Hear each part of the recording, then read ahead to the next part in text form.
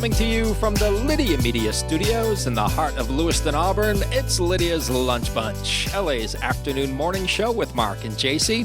We're covering news and events in the greater LA area and talking to the people making a difference in our community. Feel free to share your comments, questions, or suggestions via email at podcast@lydiamediallc.com. Today's show is brought to you by Ruper's Beverage and Redemption. When it comes to beer, wine, and spirits, don't botch it, squatch it. At 4 locations in Lewiston, Auburn, and Oxford. Learn more at rupersbeverage.com. And remember, the party starts at Ruper's. Also, by DeBlois Electric, building lasting relationships since 1967. From homes to businesses, their licensed, fully trained technicians handle it all. Repairs, upgrades, standby generators, EV chargers, heat pumps, and more. No job is too big and no job is too small. Learn more at DeBloiseElectric.com. How was my squatch it today? It was precious. Was Love it. We have the pleasure of being joined in studio today by the founder and main artist for BC Love Creations, Sasha. How are you? I'm so great. How are you guys? I'm doing swimmingly. I'm doing good. I wish there was some sun. Yeah. I think tomorrow. I don't want to give anything away for our award-winning weather forecast. Yeah. But you might like tomorrow better than today. So we are going to be talking to Sasha all about BC Love Creations and a whole lot more coming up here in just a bit. But before we get there, let's take a look at some headlines for Thursday, April 30th.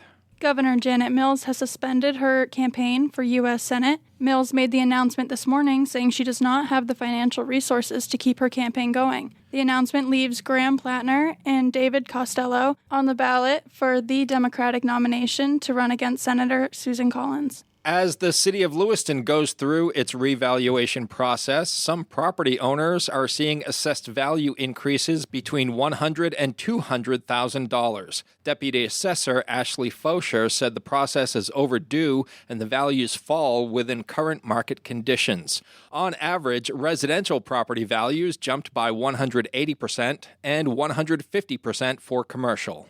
The Lewiston City Council will hold a fiscal year 2027 budget workshop today at 6 p.m. at City Hall. Residents are welcome to attend in person or watch on live stream on the city's YouTube channel. For more information, visit lewistonmaine.gov. And the Auburn Police Department selected Officer Jason Croft as the Officer of the First Quarter 2026. The APD says Officer Croft seeks opportunities to support fellow officers, completes tasks without hesitation, and contributes positively to the team environment. Now it's time for the weather. Rain or shine, it's all okay. Grab your uke and start the day. You don't need perfect skies above. Hey, just a song and a little love. Rain today with a high of 49 and a low of 42. Sunshine tomorrow with a high of 57 and a low of 40. And cloudy on Saturday with a high of 53 and a low of 36. In sports, the Red Sox lost to the Toronto Blue Jays 8-1. The Sox are off today and will host the Houston Astros for a weekend series starting tomorrow night. Boston also placed ace pitcher Garrett Crochet on the 15-day injured list with shoulder inflammation. The Celtics can advance to the Eastern Conference semifinals with a win over the 76ers tonight at 8 in Philadelphia. Bruins goalie Jeremy Swayman was named a Vezina Trophy finalist, along with the Islanders' Ilya Sorokin and the Lightning's Andrei Vasilevsky. The Bruins trailed the Buffalo Sabres 3-2 in their best-of-7 series. The Bees look to even the series tomorrow night in Boston. Bates College softball split a doubleheader with Colby College, losing 2-0 and winning 4-2. On the high school scoreboard in baseball, Edward Little all over Lewiston 21-0. Levitt beat Erskine Academy 7-1. Oak Hill edged Winthrop 6-5, and Yarmouth beat Poland 9-1.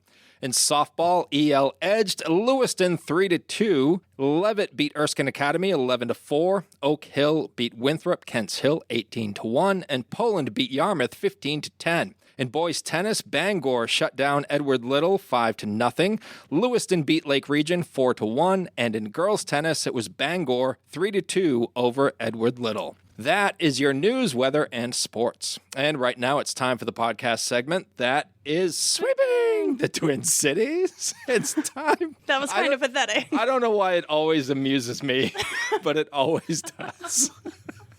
Sasha, can we bring you in on this one? Yeah. Can you say sweeping with us? Sweep. Yeah, so I'm going to say it's time for the podcast segment. That is, and we all say sweeping very enthusiastically. Okay. All right, ready? And right now it's time for the podcast segment. That is sweeping the Twin Cities. That was way better. It's time for famous people birthdays. They're famous.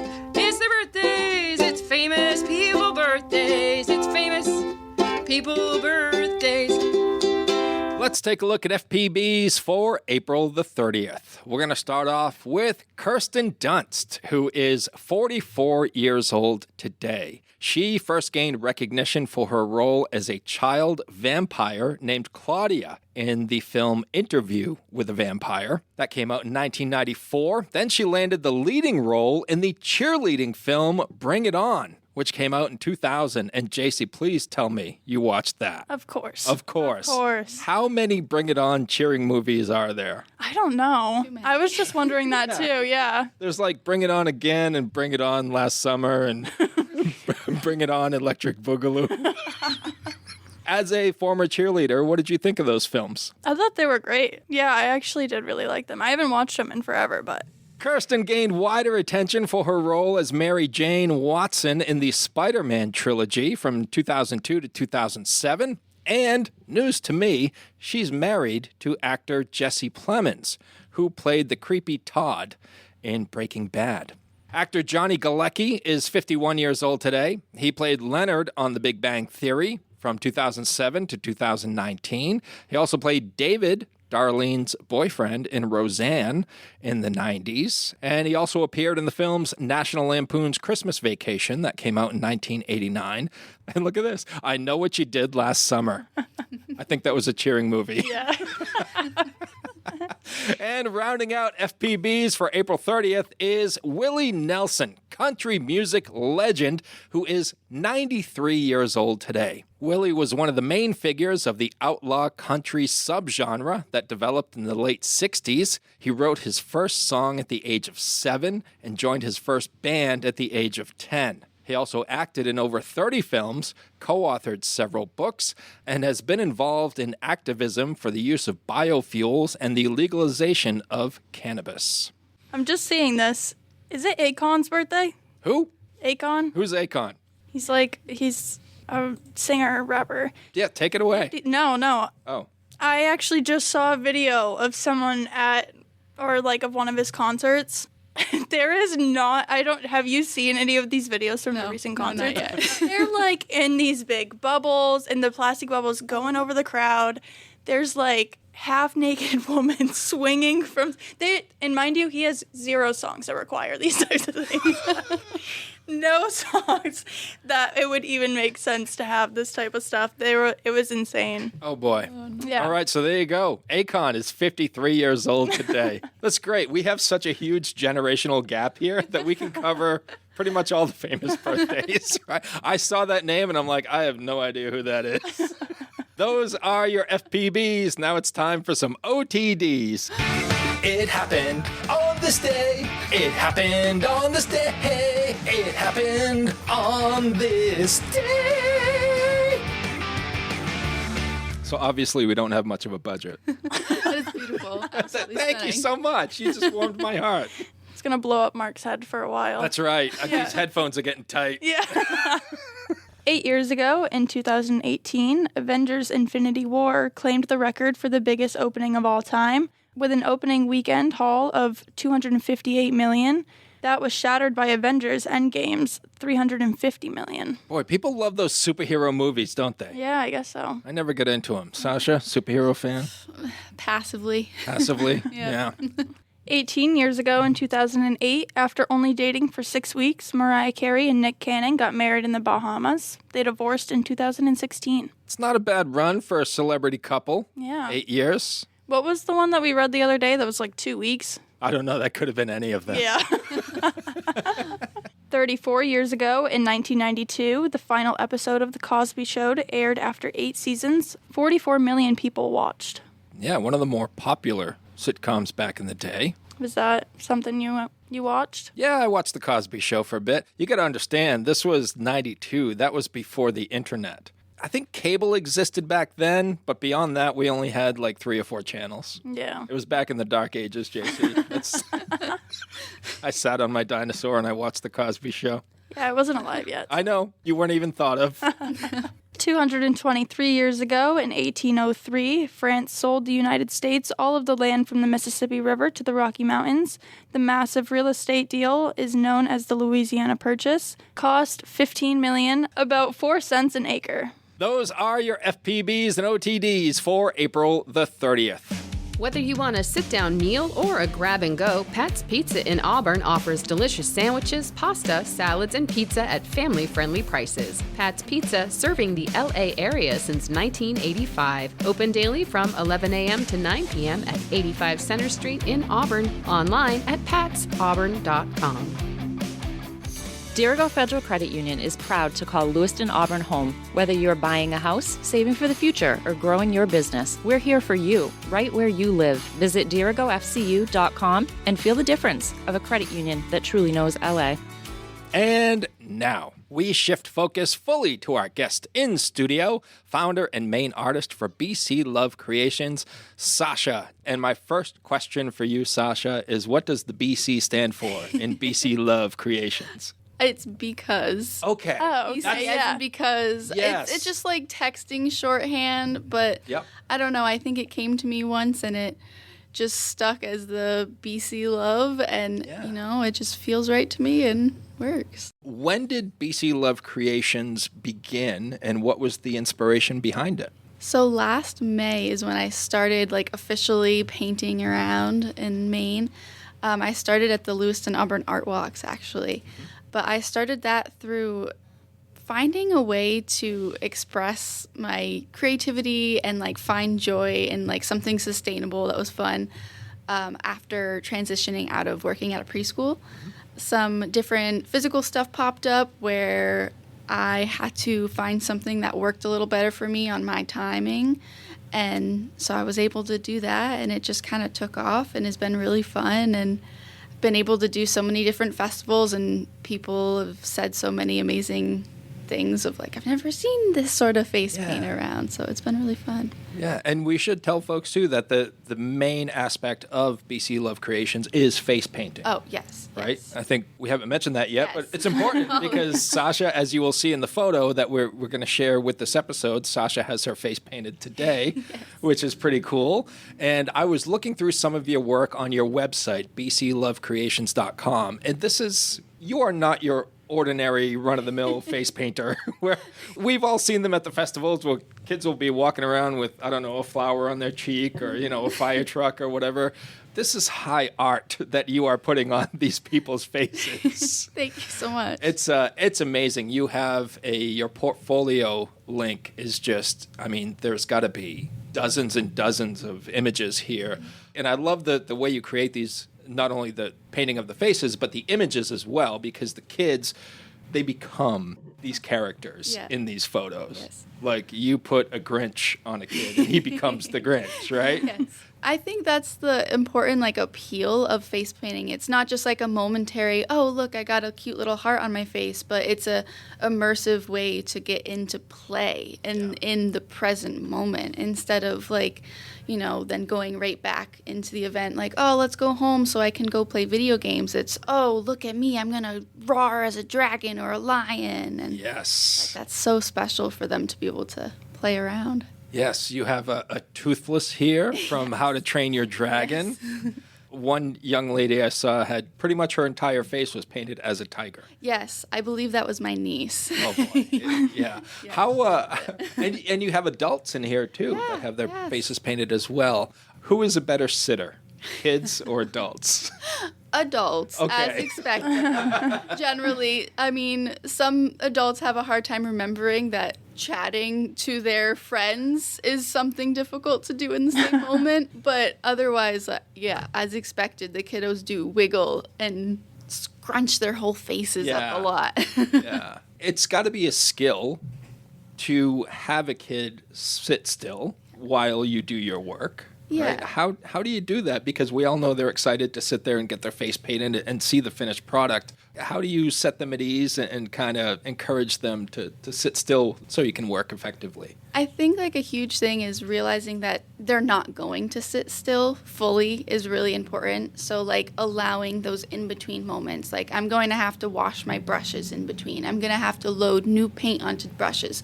In those moments, they're fully free to wiggle around, like move their face, shake their head, do what you got to do, kid, because then when I come back for 10 seconds, 15 seconds, they'll have that kind of stillness in them to be able to hold on.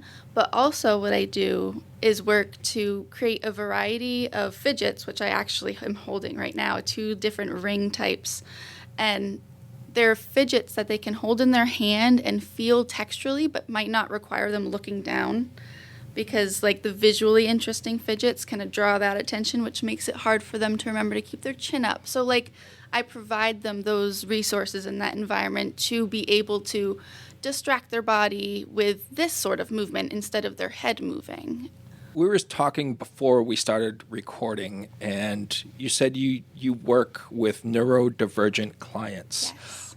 I am not all that familiar with what that term means. Yeah. Can you explain that, please? Absolutely. So essentially, neurodivergent is an umbrella term that is referring to different atypical, like the way that your brain works. So whether that means autistic kiddos with Down syndrome, or ADHD or OCD, like there's a lot of different things that go under that umbrella term. But a lot of times what people really stick with is that understanding of what can go along with a variety of neurodiversities. Is sensory sensitivities is a huge thing. So like being able to work with autistic kiddos with, I know that's a really weird feeling. It's cold and it's wet and it's uncomfortable, but do you want to be a tiger? I know it's hard.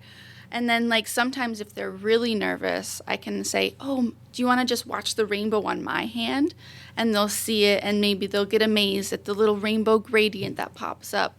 And then, oh, do you want to try it just on your hand? And I can sense like their comfort and regulation levels. I've worked with kiddos, well, all my life, but then in college I studied child development and worked as an educator at a preschool.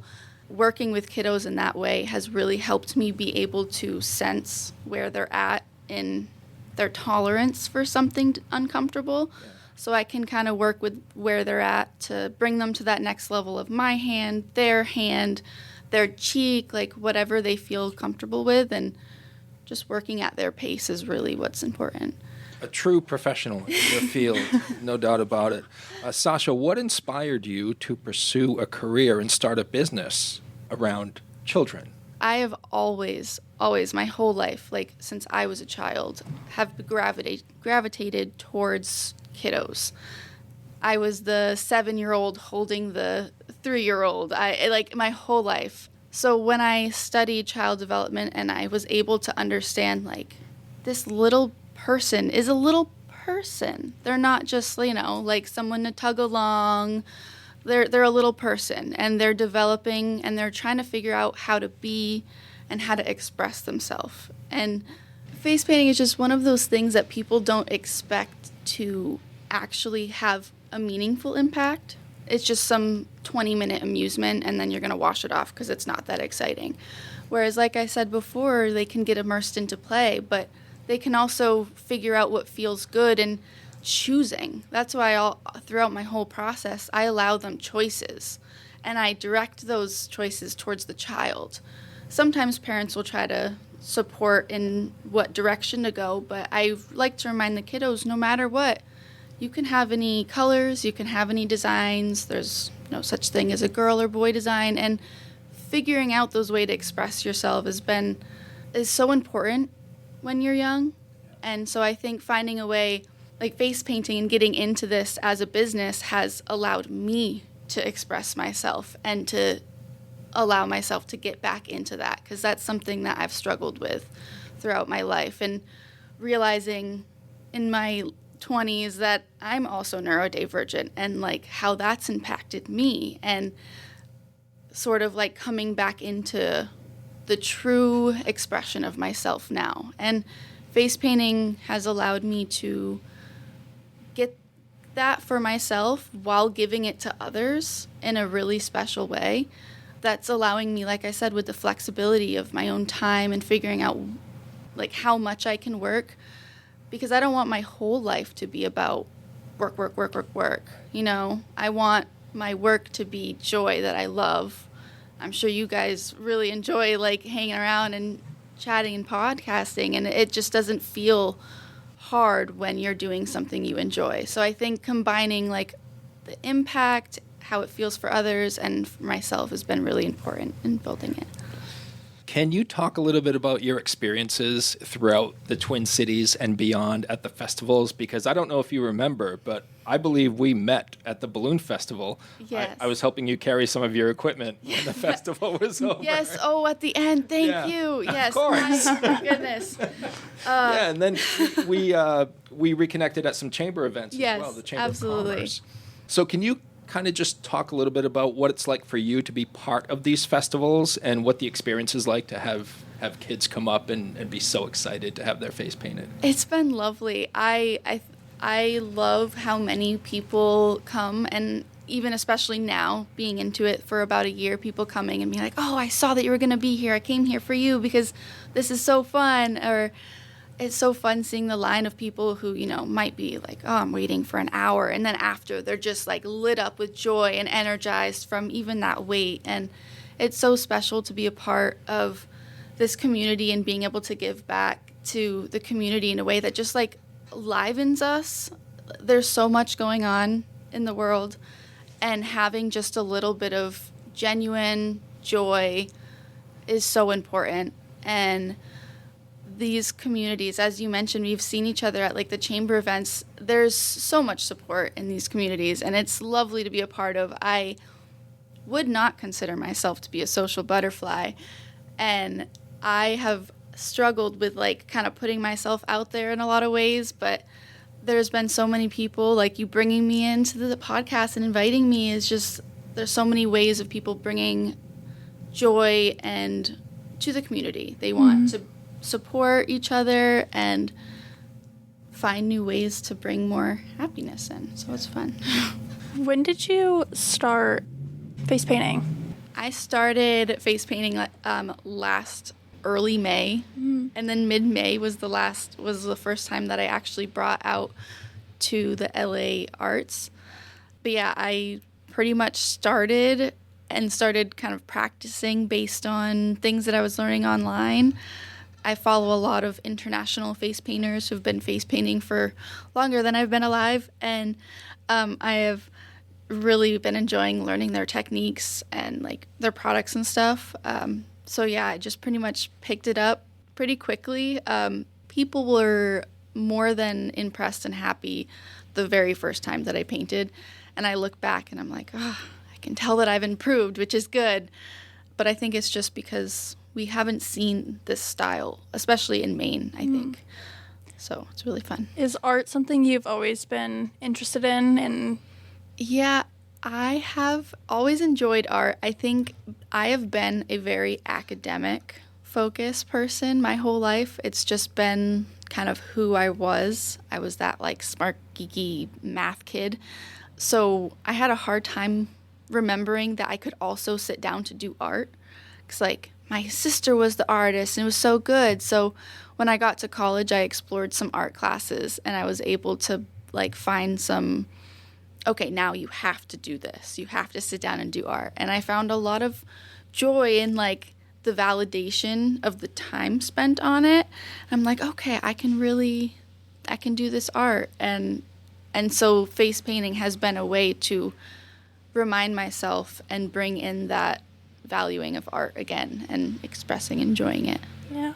Sasha, can you talk a little bit about the types of materials and paints that you use? Yes. I mentioned the international face painters. They have recommended a lot of very specific, like professional grade cosmetic, hypoallergenic paints that are, you know, FDA approved, follow all the US and EU regulations, just to make sure that people are getting quality experiences and they're not going to walk away with, giant rashes and blisters.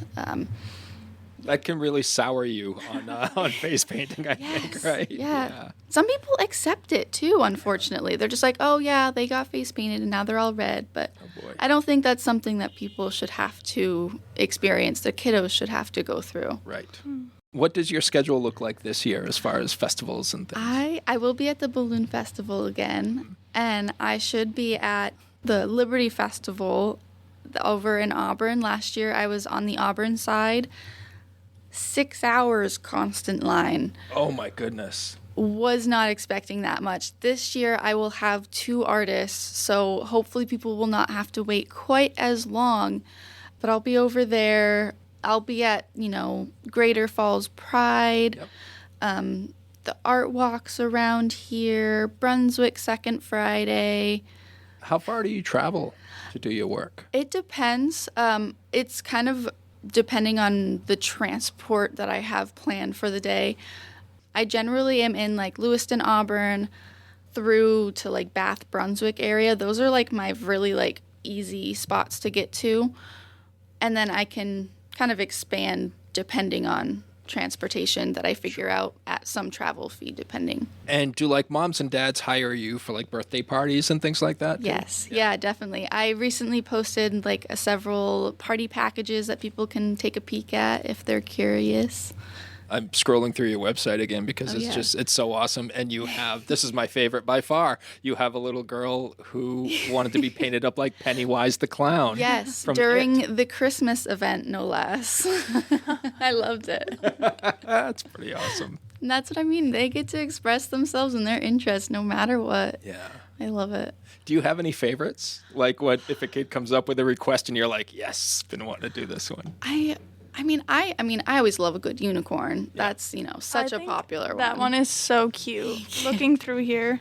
Thank you. It's so good. I don't know.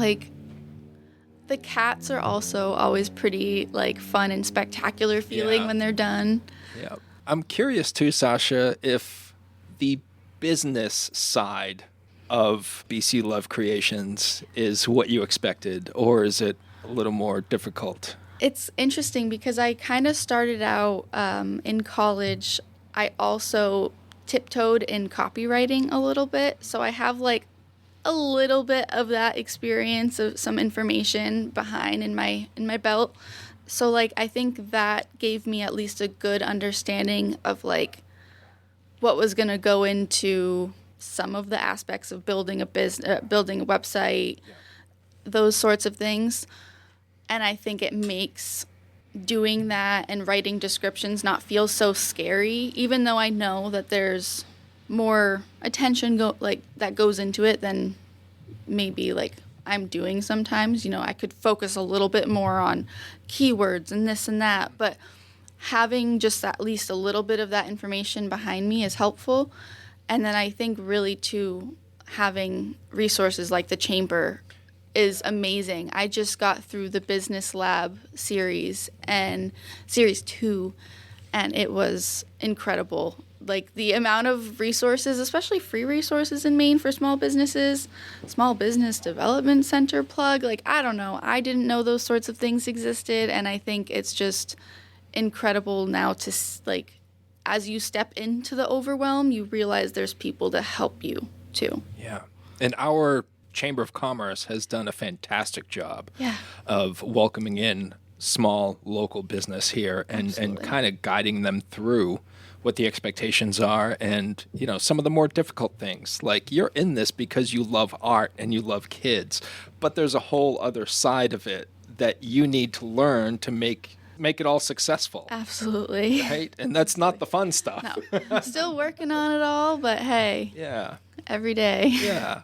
And you mentioned some events you bring other artists with you. Yeah, so there's one professional that I work with that sometimes she hires me, sometimes I'll check in with her if she wants to join me for things. She's been working for a long time, but I've also been recently training and subcontracting a couple of other artists. My roommate, Ronnie, recently joined me over at the Mr. Drew April School Vacation event, and we were able to give out face painting there. Did so many snakes. I can't imagine that over at Mr. Drew's, right? Yeah, I've had the snake on my menu for how long, and I did more in that day. I had the whole year, but it was so fun. I've been bringing Ronnie in, training them, and that way we really can do more events with more kiddos per hour. That's awesome. So your business is it's growing. Yes. Yeah. you look at me like, yes, it is. It is. And a little too fast. I'm nervous, but I'm excited. Yeah. That's Just got to awesome. lean into it. Yeah. Outside of face painting, are there any other artistic outlets that you're interested in? I definitely have been trying to lean into doing more art. I think I really need to reserve some time aside for, doing some canvas work. I did some of that in college, and it was really fun. But because I've never saw myself as becoming an artist, it's hard to say, okay, now the right thing to do is to set myself in a room for 2 hours and just paint, instead of work on finding more partners for my business or what have you. So, but I definitely would like to do some more art on the side as well. I have a few, coloring books that I bring on to events and little products here and there, like crochet things that I've been messing around with that I'll bring onto certain events. But yeah. Sasha, when you hear the term art, what does it mean to you? Art in general, if I'm not thinking about my art, my standards are very much like more open, where anything that you create becomes art. You create, you appreciate, you explored some sort of medium, you arrange some rocks on the ground. That's art. It's hard sometimes to look at myself and say that too, and say, you just made art. But I think, again, face painting has allowed me to start to appreciate those little things as art again. I think allowed some people around me to as well. I've seen people who don't seem to be very into art to kind of have this amazed look when they do see the face paint at the end on their kid, like, wow, that was actually pretty cool.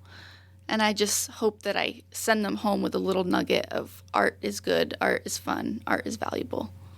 Uncle Andy's Digest is turning 30, and you're invited to celebrate with us. Join us Friday, May 22nd from 6 to 10 p.m. at the Hilton Garden Inn Auburn Riverwatch for a night of celebration.